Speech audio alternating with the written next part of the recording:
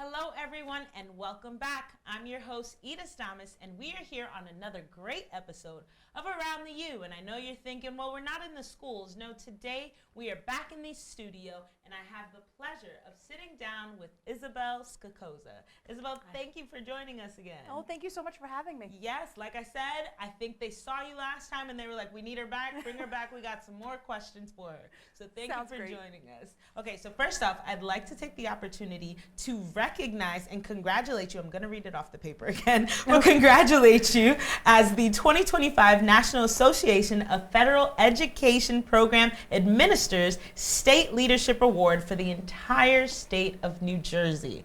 Yes. What a mouthful. Yes, it is. It is.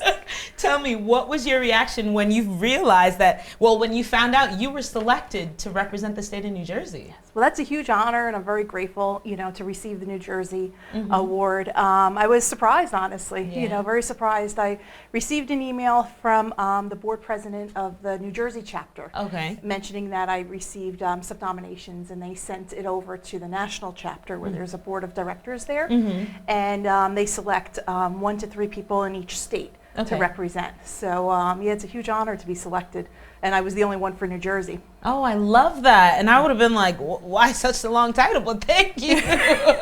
But it's shortened as NAFIPA. Yes, it's shortened. The national organization is NAFIPA. There's each state has their own chapter. Okay. So in New Jersey, for example, we have over 200 members, and the members could be superintendents, business administrators, directors of grants, anyone who works closely with grants and federal funds. Are a part of this organization. It's a great opportunity to network and learn what other districts are using for best practices with federal funds and to work together. So the nomination came from someone within that category, within that organization. Oh, nice. And they send it over to the national level. What an honor. That's Thank amazing. You. Of course. And I hear you were formally recognized as a 2025 conference in Washington, D.C. back in March. That's amazing. This March, yes. So every upcoming. year, yes. March, I'm sorry. Yes. So they're every year they have a professional development week training for all members throughout the whole country. So it's a good opportunity to meet other people in different states that have a similar job. Gotcha. We work with different auditors and different U.S. DOE and NJ DOE. Staff members to learn about different information that's coming down the pike for whether it's grants and federal funding. So during this conference is when the Leadership Awards is held each year. So March 18th is when I'll be nominated and then I'll have the award. Lovely. Well, we're rooting for you. Thank you. I appreciate it. And then I'm not done tooting your own horn, so give me a couple seconds, because I also want to say how Dr. Benacquista has stated, I can personally attest that Isabella is an invaluable member of the TUPS leadership team, consistently exceeding expectations to drive innovation and excellence within our school district and for our students. That's amazing. How does it even make you feel knowing that people are recognizing your work? It was, and it meant a lot coming from Dr. Benacquista, and I really appreciate that. And he sent that memo to the entire district. Oh, wow. So, it was funny, I was in one of the elementary schools when I received it, and I started getting all these text messages and emails, and I didn't realize the memo was sent yet. So it really was, they're honoring me today? What's going on? It really was, it was really beautiful, and I really appreciate it. And so many people came out and reached out. Parents, guardians, staff members, administrators came out and just to, offer me, congratulations and just to say that they heard about it. So it meant a lot, and it just shows, the whole district, the support that we all have for one another. Exactly. So you've made such an impact in our education system in Union that our viewers may not even know what's going on unless they're part of the community. So why don't you go ahead and explain some of the programs that you've brought to the school system? Oh, sure. So this is my 3rd year over at the Township of Union Public Schools. And, in those 3 years, I have written and received a little over $5.5 million in grants and federal funds for our kids. So, each year I do a needs assessment within as a district as a whole, and also in a building or curriculum department to see what we need and what I can do. And I try to match different grant opportunities, partnerships, or funding sources to help those kids or staff or departments. Some of the grants that we most recently received were a high impact tutoring grant, school-based mental health grant, local recreation grant, Holocaust education grant. So, each year I just try to build upon that Most recently, I was working with our ESSA programs. I oversee all of the after-school programs, our Beyond the Bell, our summer scholar programs, our credit recovery program, and quite a bit of different enrichment programs that we offer, like a drone class, STEM, esports, things like that. So I oversee all those different programs throughout the school year. Also, our most recent thing that we're working on based on a need is our high impact tutoring grant, where we were able to provide 24/7 on-demand tutoring services for our kids in 3 through 12.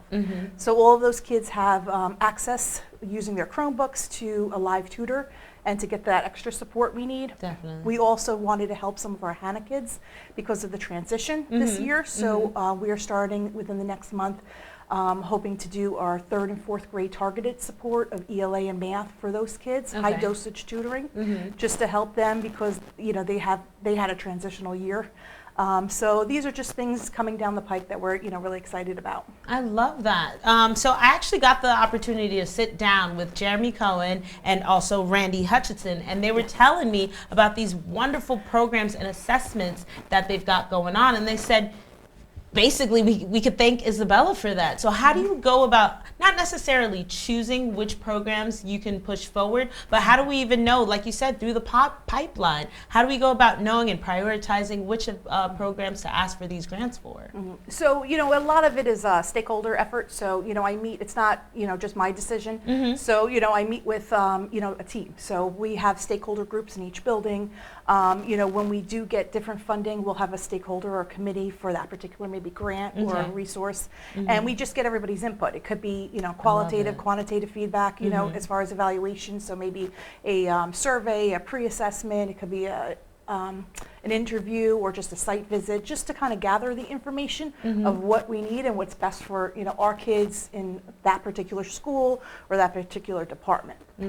So speaking of programs specifically, I know we were talking about, what was mentioned to me was the ULearn. It's a new program that's being initiated. Tell me a little bit about that one. Yes, so this year we're trying a lot of different ways to incorporate parent involvement and parent engagement strategies. So we had worked with the Grants and the Federal Funding Department, worked with our curriculum and instruction directors and our supervisors to coordinate various workshops for our families in the district. Gotcha. And a lot of these workshops are math ELA related. They're also based on best practices for how to work with your child at home. We also have these offerings in various different languages to address the needs of all of our families. So this is something that has been coordinated and paid for through federal funds to promote parent engagement. Oh, I love that. And that's the grants that you've been working on, basically. Yes. Oh, I love that. So you're just pushing it for everybody. I love that. She's getting everything settled. I love it. I love it. And you're doing such a great job. Tell me, what inspires you to continue to keep doing what you do, especially for our students? Well, it's very motivating because I try to get into the buildings every day, more than one building I try. And just to see, the students in action, the teachers, the staff members, and it's just very motivating to be able to have an opportunity to write a grant. And, it takes hours and hours of time to put that in place and to get it. But not only just to get the grant, but just to, implement it. And I also evaluate the programs and evaluate the grants. So it's one of those things that I just see it from start to finish. So when I go into a particular building and then I see a certain area that maybe was remodeled, or maybe, I go and look at like a certain school that maybe has HVAC now because of a grant, or the phone systems that we're doing now, or could be a construction project, or maybe a student related project. It just, it's a good feeling, and it motivates me to just keep moving on and just continuing, because there's a lot of work, in any district that needs to be done. Definitely. So, I'm very grateful that we have the opportunity to get the different types of funding, and work with that to, for the best for our kids. Awesome. And I just want to go back and touch on the beginning of your answer. You literally, first things out your mouth, you said, well, when I go into the schools, because a lot of people, they just sit, not within union, but a lot of people who have your position just sit behind a desk. whatever gets told, whatever they choose, push some papers around, but you're literally on site, on the scene, looking to see what programs you could push to get things done in the school. And I think that's why you're chosen for these awards, numerous awards, and that's why all these accolades people recognize you for are amazing. So it's you, girl. It's you doing what you're doing. Thank you. I appreciate it. Of course. So this award is such an incredible honor, as I've mentioned. Looking ahead, what are you most excited about in your role, and how do you hope to continue making a difference? Well, each year I try to build upon something new, and I just try to expand this position that I'm in. So, and I just try to work with different, members of the committees, different stakeholder groups, and different administration, just to get the best for our students, and just to help them, with the needs to become lifelong learners. And whether that's updating curriculum or providing professional development or just helping the teachers have those resources. So that just motivates me, and that each year I just want to build upon that. I love that. Well, listen, on behalf of the Township of Union, on behalf of my audience watching, our parents at home, we thank you. We thank you for all the hard work that you put in and continue to make a difference in our education system. Thank you. I'm very grateful to be in this district. Of course, I'm excited about it. Well, I'm excited to have you back next time telling me what you got planned. So I look forward to it. Again, thank you for sitting down with me and into the hot seat, but this time just to recognize you for all the great work that you've been doing. Thank you. It means a lot. Of course. Well, I'll see you back next time. And I'll see you guys at home. Thank you so much for watching. Make sure you tune in again for the next episode of Around the U. I'm Edith Thomas, and I'll catch you guys next time.